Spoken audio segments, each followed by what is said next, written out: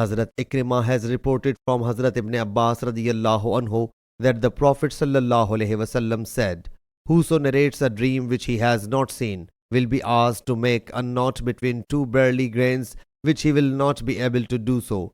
And whosoever drops on the conversation of the people, whereas they dislike it or avoid to be listened to, the molten lead will be poured into their ears on the resurrection day. And whoso makes a portrait will be tormented, and he will be asked to imbue life in it, whereas he will not be able to inspire soul in it." Ayyub has reported it with a connected chain.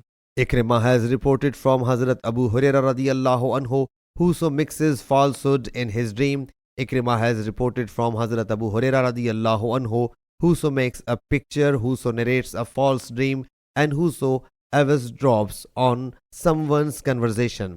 Hazrat Ikrimah narrates that Hazrat Ibn Abbas radiyallahu anhu said, "Whoso eavesdrops on somebody's conversation, and whoso narrates a false dream, and whoso makes a picture, then as per former hadith it has been narrated." Ikrimah has also narrated from Hazrat Ibn Abbas radiyallahu anhu the same. Sahih Bukhari Hadith number 7042.